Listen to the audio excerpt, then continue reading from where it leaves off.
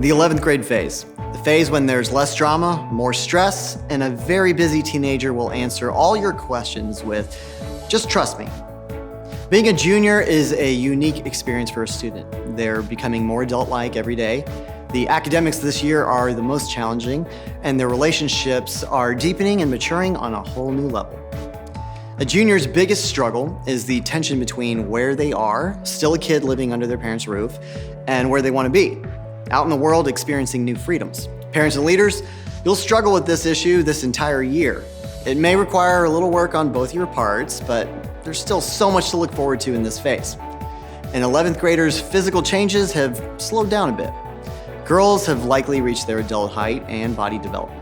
Guys, on the other hand, may continue to grow in height, muscle mass, and may develop body and facial hair. Socially, an 11th grader tends to be self-focused, busy, and unavailable. Schedule alone time with your junior if you ever want to see them this year. Which brings us to another challenge of this phase, overcommitment. Juniors tend to struggle with long-term thinking and often take on more than they can handle. Parents and leaders, don't be afraid to casually mention some of your best scheduling tips. While no two 11th graders are the same, there are a few universal truths when it comes to this phase. Juniors may impress you. The rapid influx of hormones has regulated, the fight for peer acceptance has subsided, and the intensity of conflict over independence, well, they've worn you down. You may begin to see glimpses of rationality as your juniors find their voice, fill their calendar, and accomplish surprising things. And if they do impress you, make sure you let them know.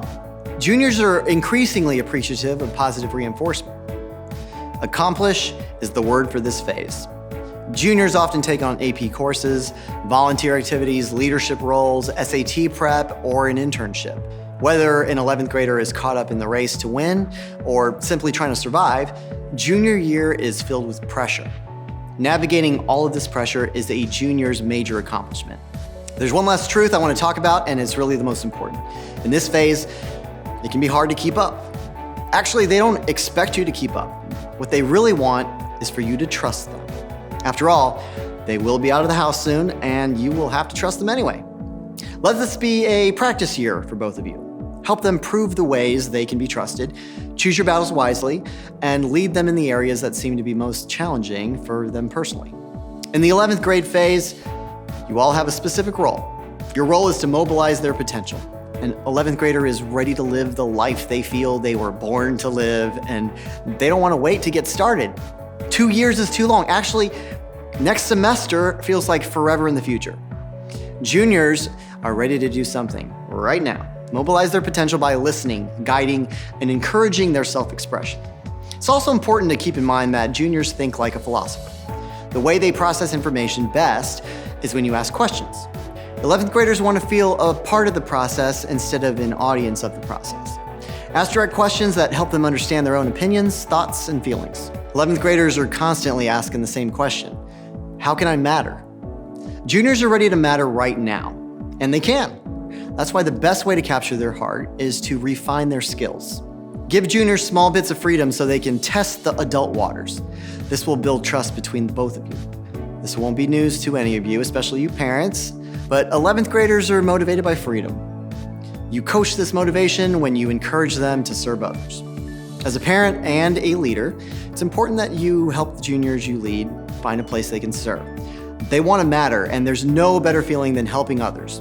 But remember, don't let an 11th grader overcommit. Once a year mission trips or once a month serving opportunities count. Faith-wise, your goal this year is to fuel passion. Fuel passion so they will keep pursuing authentic faith and discover a personal mission. In this phase, an 11th grader is asking, how can I matter? A faith community can help them find significance by giving them opportunities to give, serve, and love others. Your 11th grader will never get over seeing how God can work through them in meaningful ways. An 11th grader is well aware by now of the habits and routines that make your family work.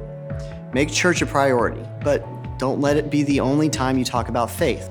Leaders, you can put some of these ideas into practice too. Ask open-ended questions like, when do you feel closest to God?